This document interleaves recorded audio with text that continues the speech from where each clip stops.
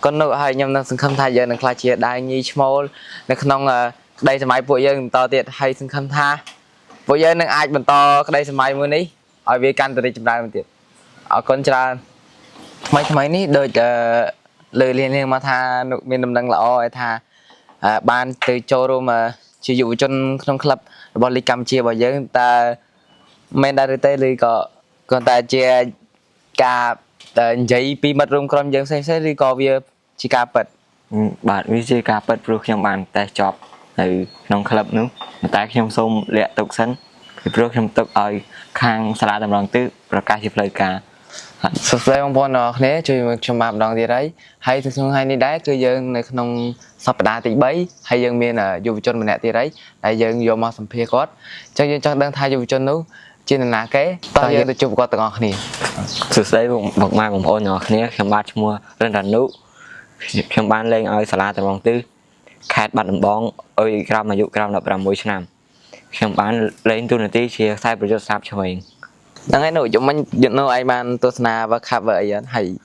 nông và khắp đó nội anh control com nè dùng mình ban tôi na hay nông và khắp đấy hiện ban control com prote Brazil chẳng cái thà Brazil lật và khắp rồi bỏ chẳng khó với nhóm nhóm fan Portugal lấy nhóm đồ Portugal đang lật phía này xem đi ha chẳng Brazil ba chia lẹ lẹ vẽ to vẽ san speaker nhá nó ấy nụ ở dưới thái dớn lên nơi trắng từ cái cho cái lá nam ấy này thì nụ anh chăm hết bây giờ bọc cột nuôi dương ở nhom mà crop ba lên nụ anh mà phải chặt ba tới nụ anh tay trâu rồi chăm hết chăm mà crop nó sạch đây phải nó bật cái thó cho chết đằng em mới từ hay chân tha dương đi giờ tha đi cái ảnh cái hay cái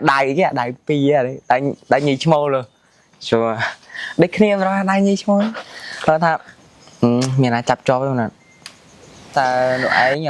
chập đam lên bà to tăng phi dùng mà hay một hai đấy đây chúng rồi tất chất ở nội sẽ lành cái làm mùi ní bạn cho rùm lên ba lần bây giờ dụ đọc xong phải nói khi bạn từ mũi bọn hiếm từ mơ kê lên ba lời ai rong chặt cao về nút nhưng mà toàn score ấy để chia bao to thì về nút có nhưng bạn khơi kê lên sập bãi đừng thời sau cái đó coi chúng lên thực chất ở khi chơi rung vật hát đừng trong miền con chất trong khai chia cả là cò chịp bên nội anh từ mơ nó nội anh ba đa ban xong pu nó gọi lên tích y tất ba tích y đa xong mọi với nút bong khi ông gặp bạn ơi khi ông trâu lên kê đài chứng khi ông có đen khai đái vì lúc cái miệt thòng xong hay khi ông tuổi chân dân để sai cái thông dân tôi chơi dân miền cà phê khai để tết dân bé tha dân luôn anh bên anh dân ban phơi việc ban là rồi có mà nội anh prap tình mà với nên khi ông có bạn phơi ban lõ hay còn miền ca lợi cái chất vì nè nơi lấy nâng đại chân có ta sai dân tha ô ní là oi chân ấy bà chẳng nè pe đã có ta sai dân chẳng ta không chặt dân chỉ mấy luôn ấy dân mi làm tha mạch đáy nội anh dậy bỏ sai prap tình bạn với nên có khi mình thực chất ấy khi ông lên ban mình to thì thấy chẳng chặt vì ngày nắng máu cứ nội ai chặt đam tha miền cồn chặt môi đã cho vật hạt nâng lên tam krom xem nâng trong miền đã được tha cái đây sẽ máy trong khai chia là có chịp chẳng nên có trong miền đây là máy có bán miền là cá có miền kê mọc được cứu các bạn mọc bằng hạt này chết tia có chúng đây khi bạn châu xong quạt châu vật hạt chẳng nội anh chặt đam vật hạt tăng pi pe nâng màu bà nâng ngay nội anh nha pra trong tịch bạn em trong đằng tịch được sao ta nhưng mà toàn đằng pi nội anh cho bà hai chẳng á tha pi bóng nội anh lấy nơi con nịt rồi bà chẳng tha bạch ban nội anh ra cho tha màu bắt bóng hay nội anh tôi chụp ấy cái club môn nâng màu bắt bóng ấy chẳng bạn chụp mình ca vật hạt đó ở muối hay bạn trong miền ca của good chơi sang chừng muốn bạn mà chơi đúng mùi nè ra rong tư hai bạn bóng chẳng nội anh mau bắt làm rong tư hai bắt bóng nữa mà dạ pe mà năm mau ប្រហែលជាមួយឆ្នាំកន្លះហើយ អូឆ្នាំកន្លះយូរដែរចឹងចូលមកនឹងមួយឆ្នាំជាងអញ្ចឹងចង់ថានោះឯងមានផលបាក់អីអត់មុននឹងពេលដែលថានោះឯងចេញពីកូននៀកឬក៏ក្នុងការនៅវឹកហាត់នៅកូននៀកហ្នឹង មានការពិបាកថាមធ្យោបាយធ្វើដំណើរ អូចឹងចុះតែនោះផ្ទះនោះនៅសប្ងៃហ្នឹងនៅណាដែរ នៅបឹងរាំង បឹងរាំងកូននេះចឹងប្រហែលតែគ្នាដែរគាត់ថាផ្ទះនោះឯងឆ្ងាយពីត្រាំងបាល់ ល្មម មកមកដើរបែកញើសជុកជើងដែរចុះពេលដូចថានោះឯងពេលទៅហាត់បាល់អញ្ចឹងមានមិត្តភ័ក្ដិនោះឯងមកយកឬក៏នោះឯងជីកង់ឬក៏ដើរឬក៏ម៉ាក់ជូនទៅអីចឹងនោះឯងប្រើ ពេលខ្លះខ្ញុំទៅជាមួយនឹងលោកគ្រូវាងហើយនឹងមានមិត្តភ័ក្ដិគាត់មកចូលយកខ្លះហើយខ្ញុំពេលខ្លះខ្ញុំក៏បានជិះកង់លើខ្លួនឯង អូអញ្ចឹងយើងអត់ដែរដើរទៅប្រវត្តិទេដែរដើរទៅហ្មង អត់ នោះឯងអាចចែករំលែកបទពិសោធន៍ឲ្យខ្ញុំបន្តិចបានទេដោយសារតែខ្ញុំចង់ដឹងថានោះឯងការហាត់មួយលោកគ្រូ P ហ្នឹងនិយាយថាលំហាត់គាត់ដាក់មកពិបាកឬក៏ការប្រកួតប្រជែងខ្លាំងនៅក្នុងក្រុមមិនដែរនោះឯងអាចប្រាប់ខ្ញុំបន្តិចបាន គាត់ដាក់ឲ្យការប្រកួតប្រជែងខ្លាំងដោយនរណាមិនមកហាត់គាត់មិនដាក់ឲ្យលេង អញ្ចឹងអ្នកអត់មកហាត់គឺអត់បានលេង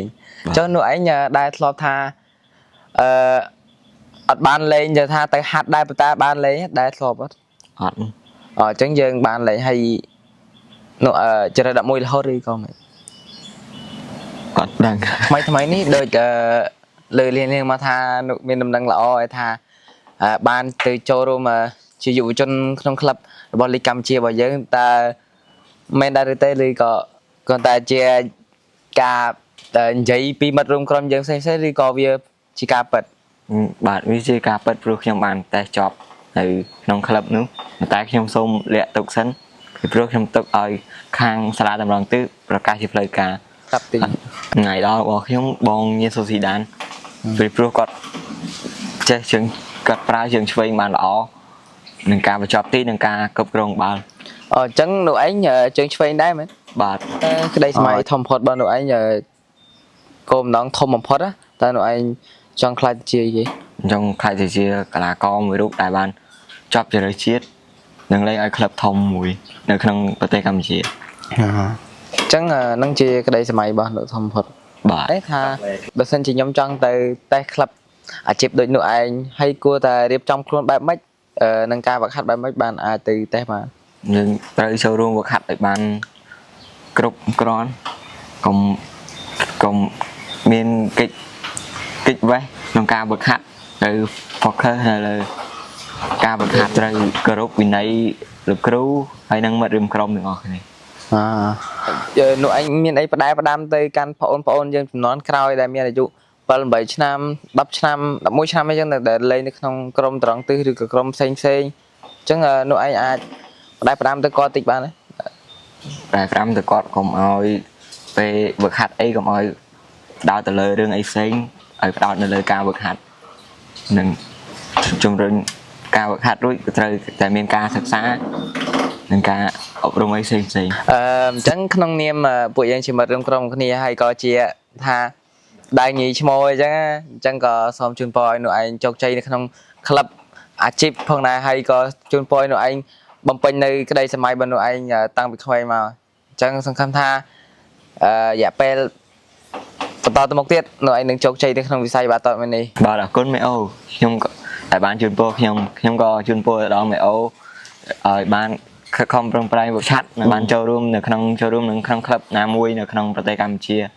ហើយសង្ឃឹមទៅមុខទៀតថាយើងនឹងអាចខ្លាចទៅជាដើមញីឈ្មោះនៅក្នុងក្រុមជម្រើសជាតិ អរគុណនោះហើយខ្ញុំនឹងសង្ឃឹមថាយើងនឹងខ្លាចជាដើមញីឈ្មោះ